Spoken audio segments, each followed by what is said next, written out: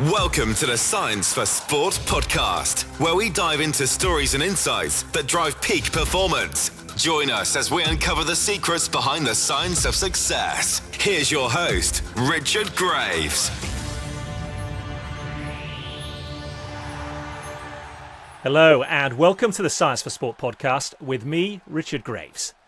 This week we take a look at playing sport whilst living with type 1 diabetes. Brayden Narveson was diagnosed with the condition 9 years ago whilst playing American football at high school. Now he's just completed his first year as a kicker in the NFL, having played for both the Green Bay Packers and the Tennessee Titans. So, how does he handle the condition and how does he manage playing sport with it at the very highest level? Well, we can hear from him now. Unlocking sports science to push the limits of human potential. This is the Science for Sport podcast. Brayden, it's great to have you on the Science for Sport podcast. For those watching our YouTube channel, maybe wondering what the background is and where you are, and equally listening on the podcast, wanting to know what all the background noise is. We're recording this in Super Bowl week. You're on Radio Row. How are you finding it, and is it your first visit there? It is my first visit here, not to New Orleans, but to Radio Row, and it's busy. There's a lot of people in here, as you know, most people can probably see behind me, and we're really excited to be on the show. Now, for those that aren't familiar with your history, just bring us up to speed with your background and your story so far. Yeah, so I played professional football in the NFL. I'm a type 1 diabetic, and I played for the Tennessee Titans initially, and then played for the Packers, and then back to Tennessee. And now we are a free agent looking for the next team. So, really blessed to be in the position that I've been in, and excited for what the future holds. As you said there, you're a type 1 diabetic. When did you first learn of the condition, and how did that come about? Yeah, so I was actually a junior in high school. I was sick for about a year and didn't really know what was going on. And my mom actually kind of knew some of the symptoms for having type 1 diabetes. And she asked the doctors to look for it. And they're like, we don't think that he's diabetic, but we'll do it just to ease your mind. And sure as heck, I was diabetic, and, very, very thankful that my mom had that keen insight. So very, very blessed for that. But yeah, found out my junior year of high school. So I imagine that must have come as a bit of a shock at the time, didn't it? Absolutely. It was right when I was started football junior year. And so there was just a lot of firsts in that, in the end of my high school career there. Initially had to give myself shots, with diabetes, and then was fortunate enough to get an Omnipod, which is, an insulin pump that I use now. And, that's made a world of a difference, allowing me to play football at the highest level, without having to worry about anything. We'll come to exactly what is an Omnipod and how it works in a second. But for those that don't deal with the condition, they'll probably be aware that you can have type 1 diabetes or type 2 diabetes. What exactly is type 1 diabetes? Yeah, I can speak from a non-medical professional point of view, but type 1 diabetes is essentially where your pancreas does not make insulin, and so therefore whenever you eat carbohydrates, I have to take insulin to counteract those carbohydrates, and so that my blood sugar does not rise. And so it's been crazy, trying to learn all the ins and outs of it, and what works for me and might work for someone else but might not, and everybody's obviously different in all those scenarios, but yeah, it's been good so far. So yeah, I was going to say, how do you go about managing it? Because for those of us that aren't professional athletes, you'll go and see your GP, and you'll no doubt be given instructions, and in your case you've got an Omnipod fitted. But if you're a professional athlete, we already know there's so much research that goes into health, nutrition, training. How do you go about handling a condition like diabetes? Yeah, so like I mentioned before, I'm on the Omnipod insulin pump, and that actually connects to my continuous glucose monitor. So that's while I'm playing, the Omnipod is a tubeless pump. It's the only tubeless pump, I believe. So it's, it allows me to wear it during the game, so I can actually regulate my blood sugar while I'm playing football. And so the continuous glucose monitor monitors my blood sugar, the highs and lows throughout the game. And the Omnipod is able to be in a loop with that continuous glucose monitor to actually, provide me the ability for it to correct for high blood sugar and to, essentially shut off for low blood sugar when it's going low. So, and for anybody, interested in stuff like that, Omnipod.com has all like the safety and medical stuff that you would need to look at just to make sure that it would work for you. But for me, it's been tremendous, and it's really, really actually helped me a lot. So.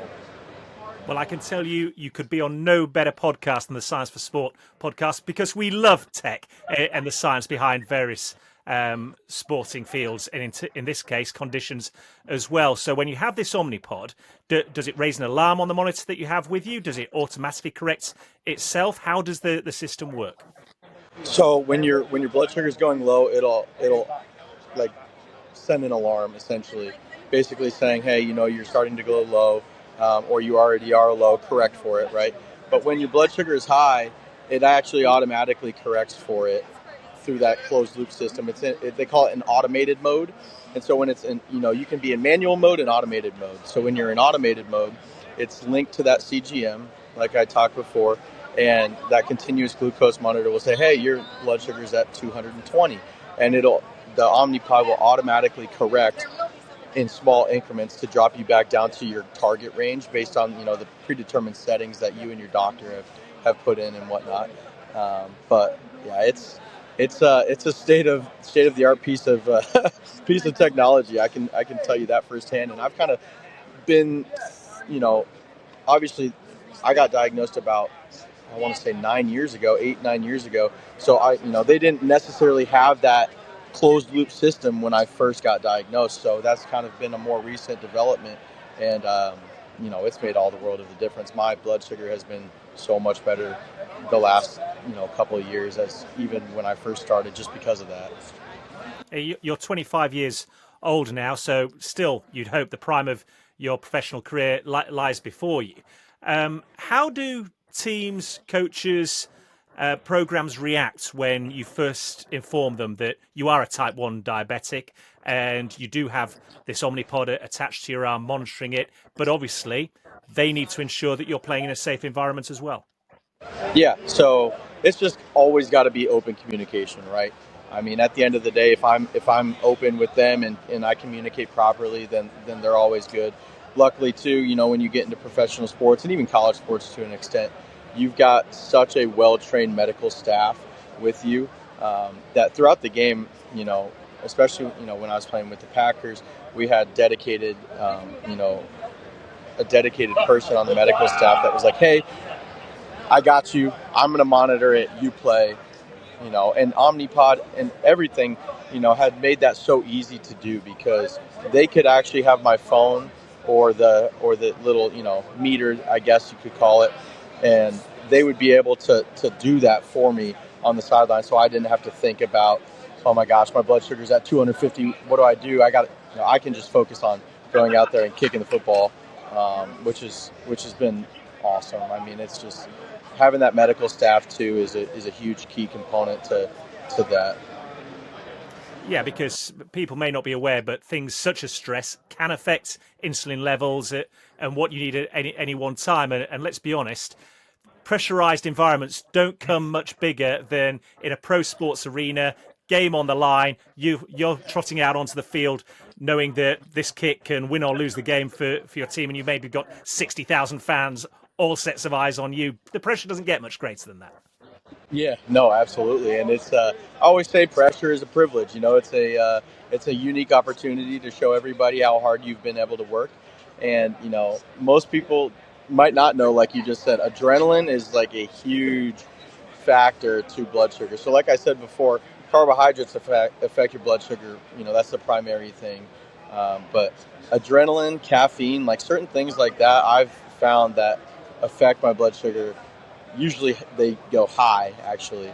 But yeah, I mean, to your point, it's it's a blessing, but it's definitely something that you got to monitor in those high pressure environments. So, as an athlete, how do you go about regulating that? What's your diet like? What nutrients do you take? What would be a typical meal for Brayden Narveson? Yeah, typical meal. Well, if we go with my favorite meal, I'm a big steak guy. So, any steak, fruits and vegetables. Um, I've gone in waves. I am human. I do, like to indulge in some nice meals. But when I'm actually feeling my best is when I'm just on, meats, high proteins, fruits and vegetables, and throughout the season and throughout training, that's what I really try to do. I really try to be good about that.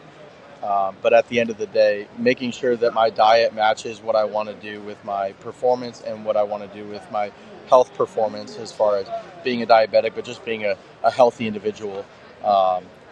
Really trying to make sure that I eat the proper foods and take the proper supplements and make sure that I'm setting myself up to be successful. Yeah, and to that end, obviously, fluids are important as well. So, in terms of energy drinks, supplements, as you say, you have to keep an eye on that. And I imagine that's what the staff, whatever franchise you're part of, organisation you're a part of at the moment, has to keep an eye on, don't they? Yeah, and most of the professional sports teams, they have dietitians, usually multiple, that can kind of go ahead and walk you through. That's obviously their specified field of interest, so they can walk you through everything from how much water you need to take, what supplements you can take and should take, and how you should eat and go about your day. So. And what about the psychology surrounding all this? Because a few moments ago you said, when I'm feeling good, this is what I enjoy eating. This is how I behave. The psychology around being a diabetic and also being a pro sports athlete as well. How do you handle all of that? Yeah, I have to take it with a grain of salt and just realize that the professional atmosphere has given me a platform to be vocal about my diabetes and to be vulnerable about it and to kind of show everybody that has diabetes or, um, that has any circumstantial medical condition that you know, it does not define you. You can let it define you or you can redefine it. And, I think you can do whatever you want to do in life, regardless of your circumstance, if you put your mind to it and if you give yourself the ability to go out there and say, look, I'm not going to let this stop me. I'm going to do everything I can to find whatever I need to do to be successful, and I'm going to go do that. The psychology around that to me is I'm not going to let it stop me. I'm not going to let this circumstantial medical condition stop me from doing whatever I want to do. It's an important message to get out there as well for any youngsters that might be looking to make their way and have aspirations of playing at the highest level, whatever the sporting theatre might be. You're obviously a role model for those now, and I know you like to get out there in organisations, in schools, and talk to them. Is there a stigma around playing with a condition, be it diabetes or anything else that you've discovered as you go around the country talking to youngsters? I wouldn't say there's a stigma. A lot of people will ask, like, "Oh, how do you do that? How do you manage that? Like, how can you be a professional athlete with this?" And like I said, to my point, you can do whatever you want to do. And to all the little youngsters out there, I didn't necessarily have somebody tell me that when I was in high school, first getting diagnosed, it was tough. Like I didn't have people around me to say, "Hey, you can do this." But I'm telling everybody out there, you can do this if if you have diabetes, if you have any certain medical condition, like it, whatever you got to do, don't let it stop you because it won't if you don't let it. How important is education on this subject? Because as you touched upon, you weren't really aware of the condition when you ultimately diagnosed. It was your mother that had read about it and saw the red flags, and it was only because she went to somebody and spoke to them. So how important is education around it, not just for youngsters, but for coaches and teachers as well? Yeah, and that's something that I'm looking into starting too, is something that is an educational piece that I can use my platform to voice it to people, because education of that is really important, right? I mean, obviously, if you don't know the symptoms and you don't know certain things, then you're not looking for it on a day-to-day basis. And I was going through it for almost a year. My mom is very old-fashioned, and I felt sick for a year, and she was like, "You're good. Go to school. You were sick last week. You don't need to. You're good." And I'm like, gosh, like I don't feel great. And finally, that's when she was like, "Oh, wow, maybe there is something behind it." And so, for a lot of people that don't understand you know the condition or whatever condition, education is extremely important. And I'm constantly looking into different avenues to try to voice that, to try to make that more apparent to people, so that way, I know there's certain organizations that for big events they'll do like diabetes screenings and certain things to make sure that people get screened for that. But at the end of the day, education is one of the most important pieces, and unfortunately, it's unless you're looking for it, it's not necessarily the first thing that you're going to go out of your way to find. So. Yeah, absolutely, for sure. And now you've got this platform. What are your plans going forward? Will you still continue going to schools and organisations, or are you going to look to set up some sort of a foundation in order that people can come to one spot, if you like, and learn more about it? Yeah, like I said, I'm in the process of trying to create a foundation that is going to be um, part of my plan for the future. I enjoy talking about it, and I enjoy talking to youngsters about it, and helping people with it. And so, there is plans in the works of trying to do more with it, right? Given my platform, I have the ability to be a vocal point for people with type 1 diabetes. And so definitely looking into that. So I guess stay tuned on that part. Absolutely, we will do for sure. But of course, alongside that, you've still very much got a professional football career that you need to keep on pursuing. You've just completed your first season in the NFL. As we said at the top, you've played for the Tennessee Titans and opened up the regular season with the Green Bay Packers. What was that like playing at Lambeau Field? It was remarkable. It was remarkable. I'm actually sitting right next to the Lambeau Field little thing right here, but it was something special. Just getting to run out in one of the most historic stadiums of any sport. Um, it was pretty cool, and I'm very, very blessed.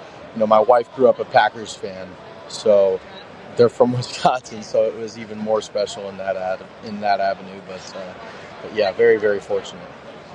And then how do you deal with that purely as a sportsman, with the pressure of being effectively a rookie kicker, having key moments in games rest on your shoulders? Obviously, you got released by Green Bay, you go to Tennessee. I know people will tell you it's all part of being a pro sports athlete. It's one thing to say it, it's another thing to live through it, though, isn't it? Yeah, it is. It's having a house in Green Bay, and then apartments in Tennessee, and it takes a toll on you for sure. But it's all part of the dream. And at the end of the day, I'm going to look back on this and say, man, that was the time, right? Even though it was maybe stressful at times, or you didn't know what was going to happen. After Green Bay, I was on the couch for 7 weeks watching football, just like everybody else was, and then get called to go play in 2 games or whatever for Tennessee, and it's wild. I can't even describe it, but I'm going to look back on it and say, wow, that those were the times. That was a blessing, and there are so many people that I'm sure would love to be in my shoes, even for one game, even to be on the sideline for one game, and I know that, and so I'm going to take that with a grain of salt, and I'm very fortunate and blessed. But obviously, I'm not going to let it stop me. Just like I said, I'm going to keep working, and the next team that takes a chance on me, and they're not gonna regret that. I can promise you that. So.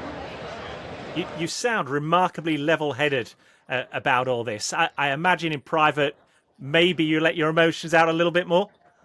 Yeah, obviously anybody's going to be frustrated at times, especially when stuff like that happens. You work so hard to get to a point, right, to get your foot in the door, and then boom, you're there, and then they kick you out the house, and so it's something that I had to realize, okay, like you said, it's part of it, right? This is my rookie season.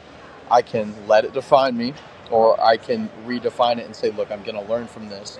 I'm going to grow from this, and I'm going to make sure that the next house I go into, they're not going to kick me out. The next house that I go into, I'm going to lock the door, turn all the lights on, and I'm going to live there for the rest of my career. And that's really how I look at it.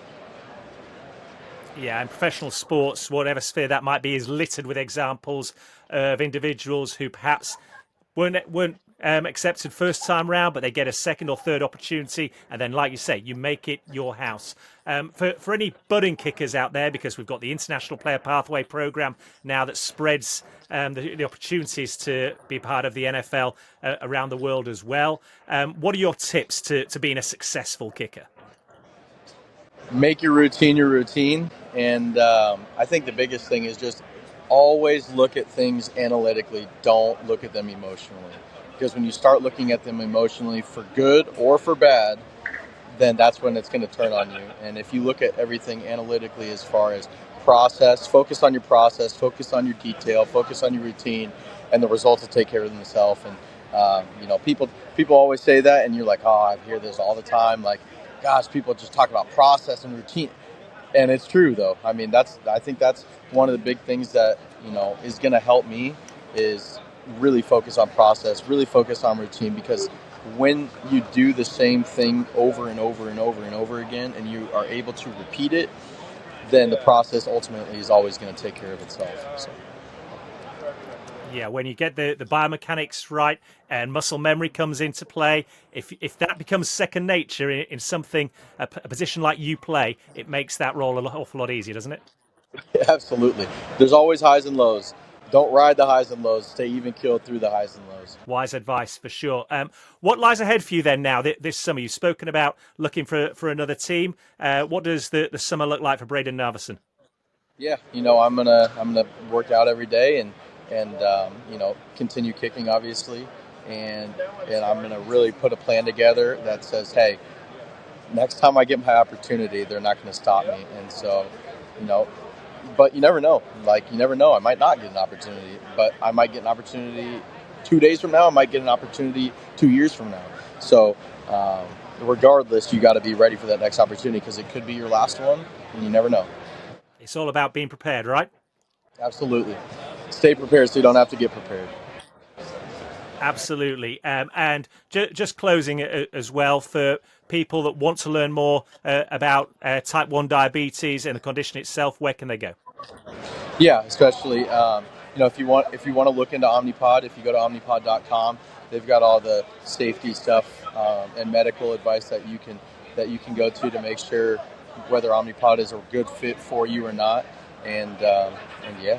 Hey, just finally, for those that want to now stay abreast of how your career's going, where can they find you on social media, Brayden? Yeah, Brayden Narveson on Instagram. That's really the main one I use. So Brayden Narveson, all one word. Go ahead, give me a follow, and yeah. Well, we certainly look forward to seeing what happens in the rest of your career with interest. Appreciate your time today. Absolutely. It was great to be on the show. Really, really blessed. So thank you. Unlocking sports science to push the limits of human potential. This is the Science for Sport podcast. Huge thanks to Brayden for sharing his story with us and explaining how he manages dealing with type 1 diabetes whilst playing sport at the very highest level. If you want to find out more, then you can do so by visiting our website, www.scienceforsport.com.